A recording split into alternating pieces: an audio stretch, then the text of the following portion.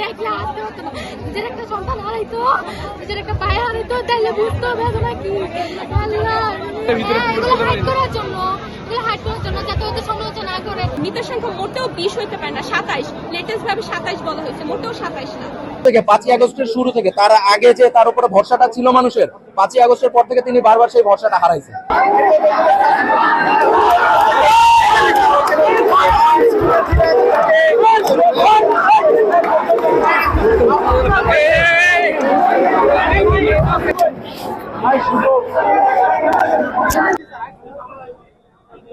আমি যাদের দেখছি একজনকে ভালোভাবে দেখি না, অনেক খারাপ অবস্থা ছিল, মাংস শরীর দিকে পড়তেছিল, চিৎকার করতেছিল, একজন মানুষ মারা গেছে।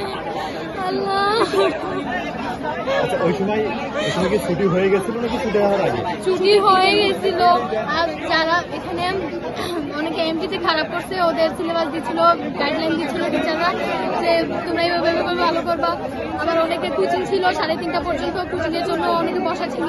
যারা টিফিনের জন্য বেরিয়েছে ওরা বাইচা গেছে, কিন্তু যারা ছিল কিন্তু মিডিয়া বলতেছে না এগুলো। বিমান কোন দিক থেকে আসছে? কোন দিক থেকে কোথায়? আমি বিমান দেখি নাই, আমার আম্মু দেখছে বিমান নাকি এদিক থেকে আইসা ফ্লাইওভারে সম্ভবত বাড়ি খাইছে। ওদের বিচার করা উচিত, তবে প্রশাসন এনে থাকবে, এটা স্বাভাবিক। আমাদের স্লোগান কিছু ভুল আছে, ওগুলোর জন্য আমি দুঃখিত, আমার থেকে সবাই দুঃখিত। সহ্য করার মতো না। আপনারা গতকাল আমরা দেখেছি যে এখানে সাংবাদিক প্রবেশ নিষেধ ছিল, আমরা আসলে সাংবাদিকরা ভিতরে প্রবেশ করতে পারিনি। করার জন্য যাতে ওদের সমালোচনা না করে এই যে এত বছর পুরনো চলতেছে এগুলোর জন্য। কিন্তু আমাদের কিন্তু শিক্ষার্থীরা ঢুকতে দেয়নি, পুলিশ আমাদেরকে আটকায়নি।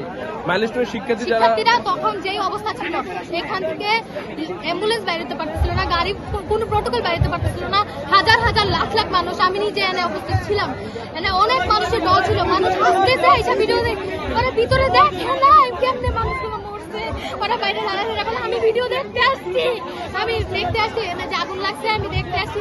এগুলো মানুষ, এটি জাতি না, এগুলো মানুষ, এটি দেখে না কেমনে মারা গেছে, দেখে নাই দেখলে হাসতে হতো না। নিজের একটা সন্তান হারাইতো, নিজের একটা ভাই হারাইতো, তাহলে বুঝতে হবে বেদনা কি। আল্লাহ, আমি যতটুকু বুঝেছি সবকিছু দেখে, উনি হচ্ছে এটা প্রশিক্ষণ বিমান ছিল, কিন্তু এটা ওনার লাস্ট ট্রেনিং ছিল, তো ওনার কোনো কো পাইলট ছিল না। কিন্তু উনি একটা খুবই পুরানো 50 বছর পুরানের, যেটার রেপুটেশন অনেক বাজে একটা রেপুটেশনের প্লেন উনি চালাইছে। এখানে কমপ্লিটলি দোষ হচ্ছে বাংলাদেশ এয়ারফোর্সে। এরকম একটা প্লেন কেন ঢাকার মতো জনবহুল জায়গার আকাশে চলবে? আর এখানে পাইলট হচ্ছে চাইলেই আরেকটু দূরে নিতে পারতেন, কিন্তু সে হয়তো এটা পারেনি।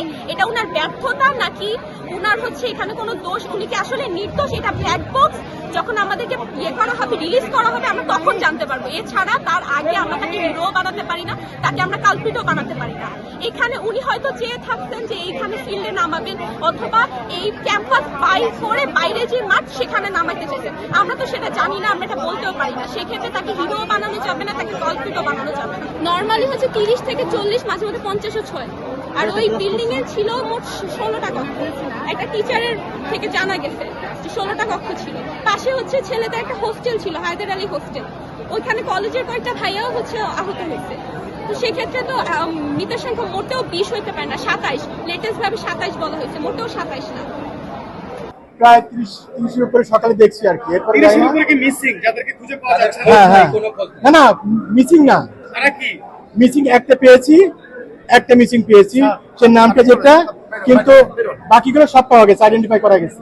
রাষ্ট্রের সাথে তো আমাদের মানে গভীর কোনো থাকতে পারে না। আমরা তো আসলে ওনাদের সাথে টেকনিক্যালি কথা বলতে চাই না, আমরা সহজ সরল ভাবে কথা বলতে চাই। স্কুলের মানে অথরিটি থেকে আমাদের যে প্রকাশ্যে যে তথ্যগুলো আমরা পাওয়া উচিত, যেগুলো এতক্ষণে সেই তথ্যগুলো আমরা পাইনি। সেই জন্যই আসলে এই যে বাইরে যে অবস্থা দেখতেছেন, শুধুমাত্র এই পার্টিকুলার ইস্যুতে যে কেন আমরা তথ্যগুলো পাচ্ছি না, বাদ বাকিগুলো কিন্তু খুবই খুবই ছোট ছোট ইস্যু। আপনাদের তো বলা হয়েছিল আইন উপদেষ্টা থেকে যে আমাদেরকে 1 ঘন্টা একটা বুথ করা হবে, যেই বুথে 1 ঘন্টা পর পর আমাদেরকে আপডেট দেওয়া হবে। তাহলে সেই আপডেটের ব্যাপারে কি কোনো উদ্যোগ নেওয়া হয়েছে দেখেন কিনা? আইন উপদেষ্টা একদম শুরু থেকে 5ই আগস্টের শুরু থেকে তার আগে যে তার উপরে ভরসাটা ছিল মানুষের, 5ই আগস্টের পর থেকে তিনি বারবার সেই ভরসাটা হারাইছেন, তার বিভিন্ন কার্যকলাপে হারাইছেন। এখন তার মুখ থেকে যখন এরকম কোনো শব্দ আসে, এরকম কোনো সেন্টেন্স আছে, সেই সেন্টেন্সটা আমাদের কাছে আসলে গ্রহণযোগ্যতাটা হারাই ফেলছে। আমরা আসলে এটাকে গ্রহণ করতে পারি না ঠিকঠাক মতো। অন্য কেউ বললে সেই কথাটা যে গ্রহণযোগ্যতাটা থাকে, তার কথাই সেই গ্রহণযোগ্যতাটা থাকে না।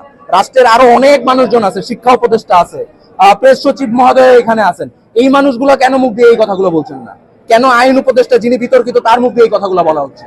আপনি বুঝতে পারতেছেন এগুলো তো সবাই কোমলমতির শিক্ষার্থী, আমরা এখন অ্যালুমনাইরাও যুক্ত হয়েছি। আমাদের দাবি দাও তো মানে খুব বেশি না,